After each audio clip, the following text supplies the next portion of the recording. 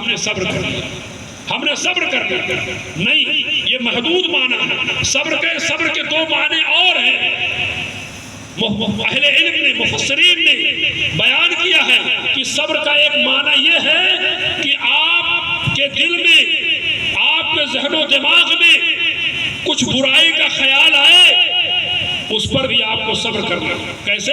رک جانا. آپ کو دل میں خیال آیا کہ یہ کام کرنا ہے، پتہ یہ چلا کہ یہ کام حرام ہے، یہ کام حرام ہے، دل میں یہ خیال آیا کہ یہ کام کرنا لیکن یہ کام حرام ہے، آپ وہیں رک جائیں. معنی یہ ہے کہ آپ نے صبر کیا، آپ رک گئے. اب آزمائش ہے اللہ رب العالمین کی، یہ برا کام ہے، آپ کو کرنا ہے لیکن آپ وہاں رک گئے ہیں، اس کو صبر کہتے ہیں. اور ایک تیسری چیز، صبر کا ایک تیسرا معنی ہے یہ طاعت کے کاموں پر جمے رہے. مثلا نماز پڑھنے میں بڑی دشواری ہوتی ہے، ٹھنڈی کا مہینہ ہے، فجر میں کون اٹھے؟ میرے بھائیوں، اللہ کا حکم ہے. اگر ہم یہ سوچ کر فجر کی نماز میں آتے ہیں کہ اللہ کا حکم ہے، رب العالمین کا ارشاد ہے، تو معنی یہ ہے کہ ہم صبر کرتے ہیں. آپ دیکھو حضرت بلال حبشی رضی اللہ تعالیٰ عنہ، کتنی آزمائشوں میں، کتنی پریشانیوں میں ان کو لگایا گیا، لیکن زبان سے کبھی کلمہ حق کے علاوہ کوئی جملہ نہیں نکلا. اللہ کے نبی صلی اللہ علیہ وسلم کو کتنی تکلیفیں دی گئی، کتنی پریشانیاں دی گئی، لیکن اللہ کے نبی صلی اللہ علیہ وسلم نے، بعض روایتوں میں آتا ہے کہ اللہ کے نبی صلی اللہ علیہ وسلم نے کہا کہ اے مشرکین مکہ، اے دنیا کے لوگوں، اگر میرے ایک ہاتھ میں سورج لا کر رکھ دو، ایک ہاتھ میں چاند لا کر رکھ دو، تو میں جو دعوت دے رہا ہوں، جو باتیں لوگوں کو بتا رہا ہوں، اگر دنیا کی پوری دولت ہمارے قدموں پر رکھ دو تو میں کبھی اپنی دعوت سے باز نہیں آ سکتا. میرے بھائیوں، ہمارا امتحان ہے ہر موقع پر، ہر گھڑی ہمارا امتحان ہے. ہم ہر معاملے میں صبر کریں اور اللہ سے دعا کریں، چاہے اطاعت کا معاملہ ہو، چاہے مصیبت کا معاملہ ہو، چاہے پریشانیوں پر صبر کرنے کا معاملہ ہو. اللہ تعالیٰ ہر معاملے میں ہم کو صبر کرنے کی توفیق عطا فرمائے. میرے بھائیوں، دوسری چیز اللہ تعالیٰ نے بیان کیا وہ تقوی، اور اللہ کا تقوی اختیار کیا. حضرت علی رضی اللہ تعالیٰ عنہ نے تقوی کا ایک مفہوم بیان کیا، ایک معنی بیان کیا. ہمارا معاملہ کیا ہے کہ ہم جب سماج میں رہتے ہیں، محلے میں رہتے ہیں، تو بڑے متقی دکھتے ہیں، بڑے متقی اور پرہیزگار، بڑی بڑی باتیں کرتے ہیں. حضرت علی رضی اللہ تعالیٰ عنہ کہتے ہیں تقوی یہ ہے، کہتے ہیں الخوف من الجلیل. تقوی 4 چیزوں کا نام ہے. تقوی اللہ کا ڈر جو ہے، جو ہم یہ کہتے ہیں بار بار سنتے ہیں، تقوی 4 چیزوں کا نام ہے. الخوف من الجلیل، اللہ تعالیٰ سے ڈرنا، پہلی چیز اللہ سے ڈرنا. اور دوسری چیز والعمل بالتنزیل، اور قرآن کی ہر بات پر عمل کرنا، ہر بات پر عمل کرنا. والرضا بالقلیل، اور جو مل جائے اسی پر راضی رہے، چوری بےایمانی نہیں کرتے، جو مل جائے اللہ نے جو دیا ہے راضی رہے، حسد نہ کرے، چوری بےایمانی نہ کرے. کہ اگر کوئی ہمارا بھائی آگے جا رہا ہے، ہمارا معاملہ کیا ہے، ہم پیچھے لگے ہیں کسی طرح سے اس کو برباد کر رہا ہے. یہ کہاں سے کما رہا ہے، کہاں سے کھا رہا ہے، کیسے اس کی زندگی گزر رہی ہے. نہیں، جو مل جائے آپ کو صبر کرے. اور اگر ہمارا بھائی ترقی کر رہا ہے اس کے لیے دعا کریں. اور چوتھی چیز کہا والاستعداد لیوم الرحیل، اور قیامت کے دن کے لیے تیاری کریں. میرے بھائیوں، آپ جہاں بھی رہیں، جیسے بھی رہیں، جہاں بھی رہیں، کیسے بھی رہیں، ہمیشہ یہ فکر کریں کہ ہمیں مرنے کے بعد اللہ رب العالمین کے ہاں ایک ایک پائی کا حساب دینا. اسی لیے حدیث میں آتا ہے، اللہ کے نبی صلی اللہ علیہ وسلم نے بیان کیا کہ جب تم نماز پڑھو تو یہ سوچ کر کے پڑھو کہ تمہاری آخری نماز ہے. آپ عشاء پڑھ لیے ہیں، ہو سکتا ہے فجر ملے یا نہیں. آخرت کی تیاری ہمیشہ ہماری نگاہوں میں ہونی چاہیے. تو یہ 2 چیزیں ہو گئی. اور تیسری چیز ہوئی اللہ رب العالمین پر ہمارا توکل مضبوط ہونا چاہیے. میرے بھائیوں، حالات کیسے بھی آئیں گے چلے جائیں گے، لیکن ایک مومن کا شیوا ہے، ایک مومن کی زندگی میں یہ چیز ہونی چاہیے کہ وہ ہمیشہ اللہ پر بھروسہ کرے، اللہ پر بھروسہ کرے. پریشانی آئے، مصیبت آئے، تکلیف آئے، کچھ بھی آئے، دنیا کچھ بھی کہے، اللہ پر بھروسہ کریں۔ میرے بھائیوں، آپ اللہ کے نبی صلی اللہ علیہ وسلم کا وہ مشہور واقعہ جانتے ہوں گے جو غار ثور کا واقعہ ہے۔ حضرت ابو بکر رضی اللہ تعالیٰ عنہ نے کیا کہا تھا کہ اللہ کے نبی، جس غار میں ہم چھپے ہوئے ہیں کفار آ رہے ہیں، ہم کو دیکھ لیں گے۔ اللہ کے نبی کا توکل آپ دیکھیں، کچھ نہیں، بے سہارا ہے حضرت ابو بکر رضی اللہ تعالیٰ عنہ، اور اللہ کے نبی صلی اللہ علیہ وسلم بے سہارا ہے، کوئی طاقت نہیں ہے، دنیا کی کوئی مال و متاع اللہ کے نبی اور ابو بکر رضی اللہ تعالیٰ عنہ کے پاس نہیں ہے۔ دونوں ساتھی غار میں بیٹھے ہوئے ہیں۔ حضرت ابو بکر کہتے ہیں اللہ کے نبی کفار قریب آ چکے ہیں، مجھے ڈر لگ رہا ہے کہ ہم کو پکڑ لیں گے۔ اللہ کے نبی نے کیا کہا؟ لا تحزن ان اللہ معنا۔ کیا کہا؟ گھبراؤ مت، ڈرو مت، اللہ ہمارا ساتھی ہے، اللہ ہمارا ساتھی۔ میں آپ کو ایک مثال دیتا ہوں، ابھی گیہوں کا سیزن ختم ہو جائے گا، آگے دھان کا سیزن ہے کہ نہیں؟ دھان کا سیزن آئے گا۔ بعض دفعہ ایسا ہوتا ہے کہ ہمارے علاقے میں بارش نہیں ہوتی، بڑے پریشان ہو جاتے ہیں۔ نتیجہ یہ ہوتا ہے کہ مسلمان بعض دفعہ دیکھا گیا ہے نعوذ باللہ رب العالمین کو گالیاں تک دیتا ہے، اللہ کو گالی تک دیتا ہے۔ ارے بھائی، اللہ آزما رہا ہے، اللہ امتحان لے رہا ہے، آج نہیں تو کل بارش ہوگی۔ اللہ کی ذات پر یقین تو رکھو، اللہ پر توکل تو رکھو، اللہ پر یقین تو رکھو۔ اگر آج بارش نہیں ہے تو 10 دن کے بعد ہو سکتا ہے بارش ہو، 15 دن کے بعد ہو سکتا ہے بارش ہو۔ اللہ نے کہا ہے اگر بارش نہ ہو تو نماز پڑھو، صلاۃ استسقاء۔ لیکن ہمارا معاملہ کیا ہے؟ 2-3 دن بارش نہیں ہوئی، آدمی الٹی سیدھی باتیں کرنے لگتا ہے۔ یہ غلط ہے، یہ توکل کے خلاف ہے۔ تو میرے بھائیوں، آج کے ماحول میں جو کام کرنا ہے وہ تیسری چیز یہ ہے کہ ہم ہمیشہ چاہے خوشی ہو چاہے غمی ہو، حالات کیسے بھی ہوں، ہم اللہ رب العالمین پر بھروسہ کریں، اللہ پر بھروسہ کریں۔ اور چوتھی چیز یہ ہے اتفاق و اتحاد ہمارے درمیان اتحاد ہو، اختلاف نہ ہو۔ قرآن میں اللہ تعالیٰ نے کہا وَاعْتَصِمُوا بِحَبْلِ اللَّهِ جَمِيعًا وَلَا تَفَرَّقُوا، کہ مسلمانوں اللہ کی رسی کو مضبوطی سے تھام لو، اختلاف نہ کرو۔ قرآن اللہ کے نبی نے حدیث میں بیان کیا، اللہ کے نبی کہتے ہیں المؤمن للمؤمن کالبنیان، ایک مسلمان ایک مومن اپنے دوسرے بھائی کے لیے ایک عمارت کی طرح ہے۔ جس طرح سے دونوں اینٹیں آپس میں ملی ہوتی ہیں، ایسے ہی یہ مسلمان ہے، اگر کسی ایک بھائی کو کانٹا چبھے تو اس کا احساس دوسرے کو ہونا چاہیے۔ یہ اتحاد ہے، یہ اتفاق ہے۔ میرے بھائیوں، آپ جس گاؤں میں رہتے ہیں، جس علاقے میں رہتے ہیں، جس گھر میں رہتے ہیں، مل جل کر کے رہیں تاکہ کوئی غیر آپ پر انگلی نہ اٹھا سکے۔ جہاں رہتے ہیں مل جل کر کے رہیں، جہاں رہتے ہیں ایک بھائی کی طرح مل کر رہے تاکہ کوئی غیر آدمی، غیر مسلمان آپ کے اوپر انگلی نہ اٹھا سکے۔ مثال لوگ مثال دے کے دیکھو کہ فلاں گاؤں کے لوگ کتنے محبت کے ساتھ رہتے ہیں۔ میرے بھائیوں، اختلاف نہ کرو، انتشار نہ برپا کرو، ورنہ تباہ ہو جاؤ گے۔ آج ہمارے اختلاف کا نتیجہ ہے، انتشار کا نتیجہ ہے کہ پوری دنیا ہم کو للچائی ہوئی نگاہوں سے دیکھتی ہے، پوری کافر دنیا ہم کو للچائی ہوئی نگاہوں سے دیکھتی ہے۔ آج ہمارے گھر میں اختلاف، ہمارے مسلم برادریوں میں اختلاف ہے، ہمارے مسلک و منہج میں اختلاف ہے۔ اللہ رب العالمین نے منع کیا ہے، کہا نہیں، کوئی اختلاف نہیں، اتحاد کی طرف آؤ، اللہ کے کتاب اور قرآن مجید اور اللہ کے نبی کی سنت کو مضبوطی سے تھامو۔ میرے بھائیوں، کتنا اختلاف ہے، کتنا انتشار ہے ہمارے سماج میں، کتنا انتشار۔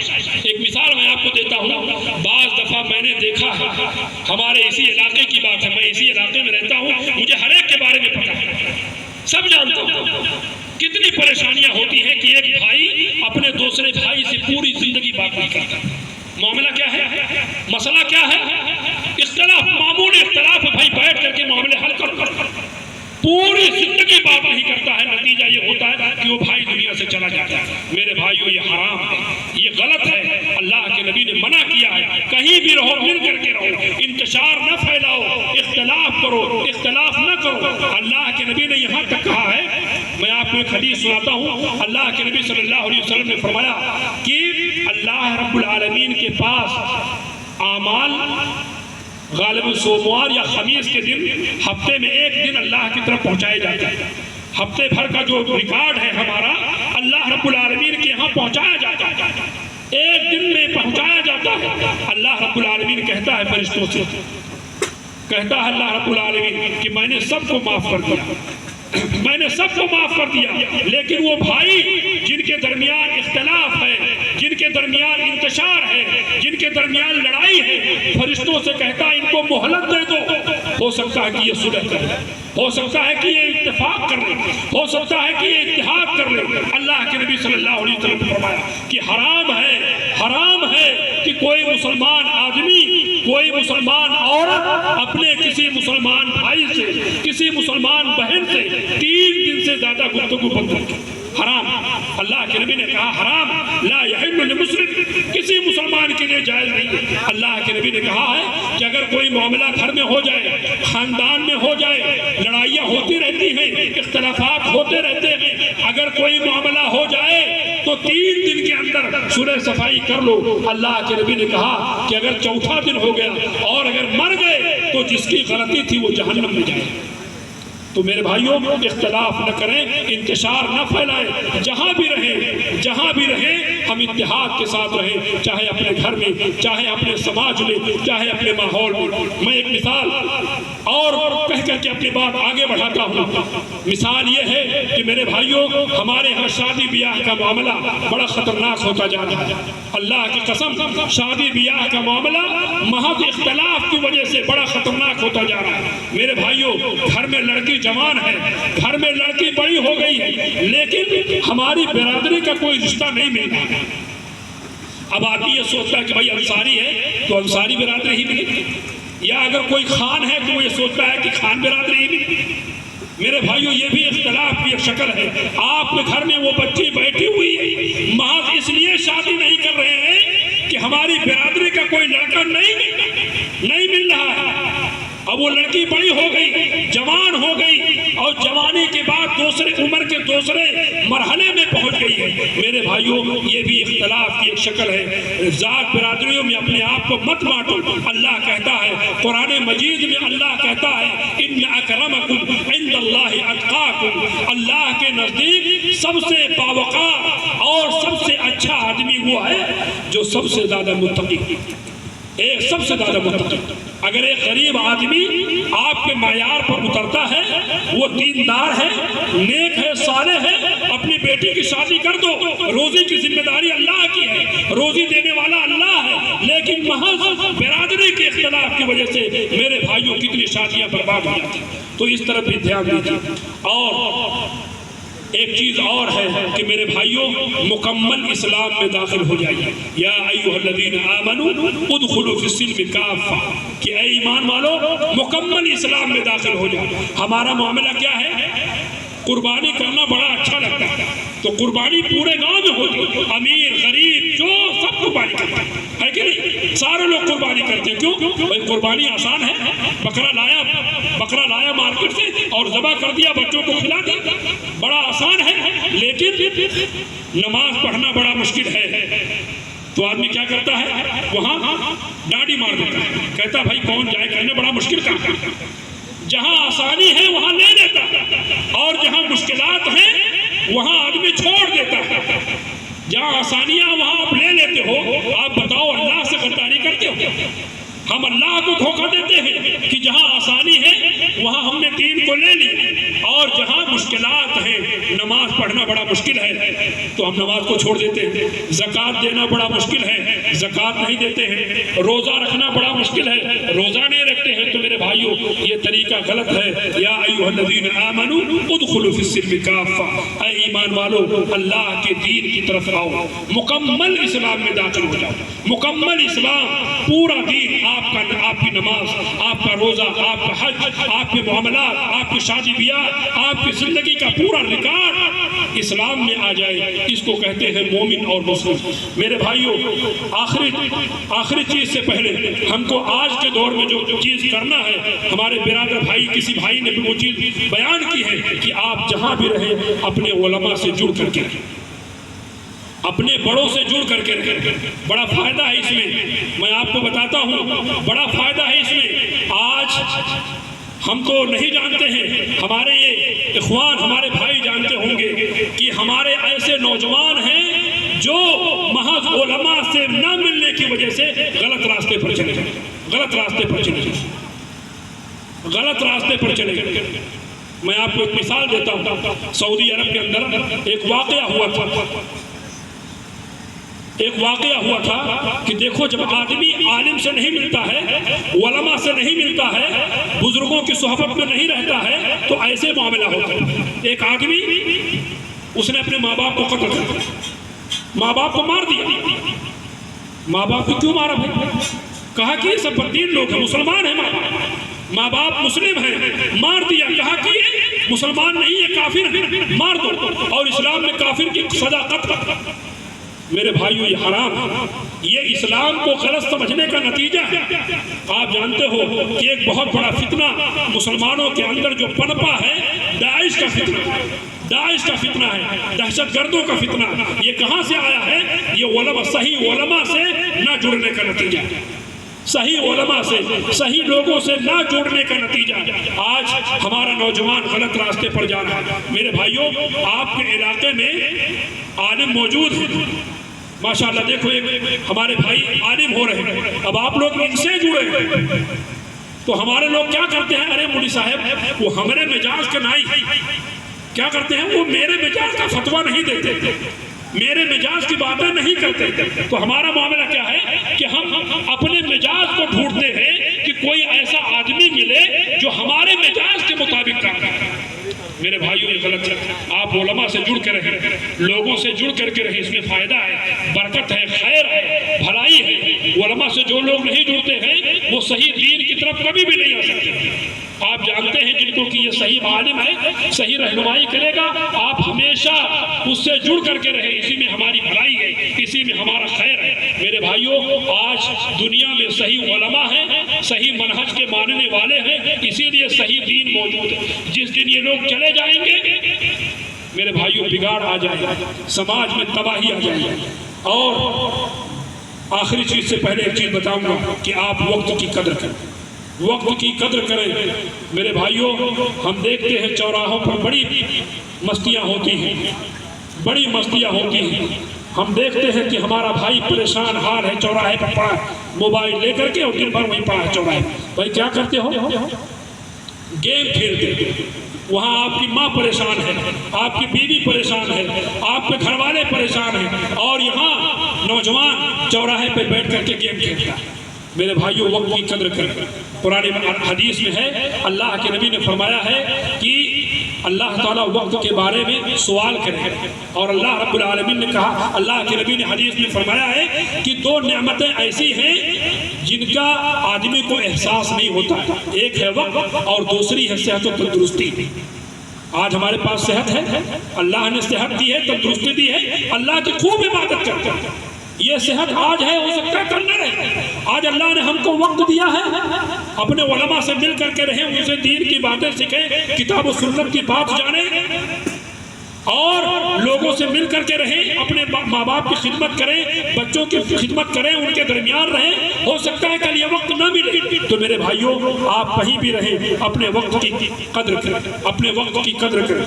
اور آخری چیز کہہ کر کے میں اپنی بات ختم کروں گا، جو ہماری پوری تقریر کا خلاصہ ہے وہ یہ ہے کہ توحید پر قائم رہیں، توحید پر قائم رہیں۔ توحید کا مطلب یہ ہے کہ جس طرح سے آپ یہ مانتے ہیں کہ اللہ ایک ہے، ایسے ہی اللہ رب العالمین ہماری تمام عبادتوں کا حقدار ایک ہے، اس میں شریک نہ کریں۔ میں اس حوالے سے ایک بات کہوں گا اپنی خواتین کے لیے۔ میرے بھائیوں، آج کل میں دیکھ رہا ہوں کہ ہمارے سماج میں بابا گیری کا رواج بہت زیادہ بڑھ رہا ہے، بابا گیری کا رواج۔ یہ توحید کے خلاف ہے، یہ سنت کے خلاف ہے، یہ دین کے خلاف ہے۔ میرے بھائیوں، آج ہماری بچیاں، ہماری مائیں، میں کتنے ایسے واقعات اس پلیٹ فارم سے بتا سکتا ہوں کہ آپ وہ جاتی ہیں، کہتی ہے کہ بھئی پھلا بابا اہل حدیث ہے، گھرانہ اہل حدیث کا ہے، بچے اہل حدیث ہیں، باپ اہل حدیث ہے، عالم ہے۔ یہاں تک میں جانتا ہوں کہ لوگ عالم ہیں لیکن ان کی عورتیں عورتیں کہاں جاتی ہیں؟ ارے فلاں بابا ہیں، بڑا بہترین دعا کرتا ہے. کیا کرتے ہیں؟ بہت اچھی دعا کرتا ہے. ارے بھائی وہ بابا جو دعا کر رہا ہے وہ دیندار ہے کہ نہیں؟ نماز روزہ کرتا ہے کہ نہیں؟ توحید پرست ہے کہ نہیں؟ آپ جا کر کے ایسے ہی اپنی ایمان کا سودا کیسے کر لیتے ہیں؟ وہ پھر وہ کیا دیتا ہے؟ وہ تعویذ دیتا ہے. وہ تعویذ دیتا ہے. میں آپ کو ایک مثال دیتا ہوں میرے بھائیوں. ہمارے قریبی دوست ہیں، وہ کہتے ہیں اہل حدیث ہیں، آپ دیکھو کہ ہمارے ایمان پر یہ ظالم کیسے ڈاکہ ڈالتے ہیں، کیسے ڈاکہ ڈالتے ہیں. کہتے ہیں کہ بھائی ایک دفعہ ہماری عورت نے بتایا کہ فلاں گاؤں میں ایک آدمی ہے، وہ دعا بڑا اچھا کرتا ہے. دعا کا مطلب یہ ہے کہ جھاڑ پھونک بڑا اچھا کرتا ہے. میرے بھائیوں رونے کا مقام ہے، رونے کا مقام ہے کہ دیکھو لوگوں کے ایمان پر، لوگوں کے دین پر کیسے ڈاکہ ڈالا جاتا ہے. تو ان کی بیوی نے بتایا کہ بھائی فلاں جگہ چلے جائیے، وہ وہاں ایک بابا ہے بڑی اچھی دعا کرتے ہیں. وہ صاحب چلے گئے. بھائی کیا پریشانی ہے؟ کیا پریشانی ہے؟ کہا کہ رات بھر نیند نہیں آتی ہے اور ہم بہت پریشان رہتے ہیں. تو ایسا کیجئے کوئی دعا تعبیر لکھ دیجئے تاکہ ہم کو نیند آئے، ٹینشن نہ رہے. تو وہ بابا کیا کرتا ہے؟ ایک تعویذ بناتا ہے اور کہتا ہے، میں اس سے وہی لفظ آپ کے سامنے بیان کر رہا ہوں. وہ کہتا ہے کہ رات میں جب سونا تو اپنی بیوی کے کمر میں وہ دعا باندھ دیتے، اپنا نہیں، بیوی کے کمر میں جو تعویذ میں لکھ کر دے رہا ہوں وہ کمر میں باندھ دینا، اس سے تم کو سکون ملے. میرے بھائیوں آپ اہل حدیث ہو، آپ کتاب و سنت کے ماننے والے ہو، اپنے ایمان کا جنازہ ایسے مت نکالنا. میں اسی گاؤں کی بات کرتا ہوں، میں اپنے گاؤں کی بات کرتا ہوں، میں مجھوما کی بات کرتا ہوں، میں آس پاس پڑوس کئی گاؤں کی بات کرتا ہوں. گاؤں میں ہمارے یہ بیماری چل رہی ہے، آپ جانے یا نہ جانے، لیکن لوگ بیان کرتے ہیں کہ مولانا ہماری بچی بہت پریشان ہے، میں نے فلاں کو دکھایا، ایسا کیا ویسا کیا. لوگ آ کر کے بیان کرتے ہیں، لیکن بڑا افسوس ہوتا ہے کہ آپ بتاؤ کہ ہماری اہل حدیث مائیں، ہماری اہل حدیث بچیاں، ہمارے اہل حدیث یہ نوجوان کہاں جا رہے ہیں؟ میرے بھائیوں آپ اپنے ایمان کی فکر کریں، آپ اپنے توحید کی فکر کریں. اللہ تعالیٰ سے دعا ہے کہ رب العالمین جو کچھ آج ہم نے سیکھا ہے اللہ تعالیٰ اس پر عمل کرنے کی توفیق عطا فرمائے. رب العالمین ہم سب کو توفیق دے کہ ہم نے جتنی باتیں اپنے بھائیوں کی زبانی سنی ہیں. میرے بھائیوں آپ بتاؤ اتنی اچھی تقریریں ہوئی ہیں، اتنی تقریر آپ کو کئی بیچارے کتنا مطالعہ، کتنی پریشانیاں جھیل کر کے یہ بچے ابھی امتحان سے آئے ہیں، لیکن الحمدللہ انہوں نے بڑی اچھی تیاری کے ساتھ بڑا اچھا خطاب کیا. میرے بھائیوں ان کے حق میں دعا کر اللہ تعالیٰ ان کو باعمل عالم بنائے، ان کو صحت دے، ان کو تندرستی دے تاکہ یہ مزید دین کا کام کر سکیں اور کھل کر کے بہترین انداز میں دین کا کام کر سکیں. اقول قولی ھذا استغفر اللہ لی ولکم ولسائر المسلمین وآخر دعوانا ان الحمد للہ رب العالمین والسلام علیکم ورحمۃ اللہ وبرکاتہ.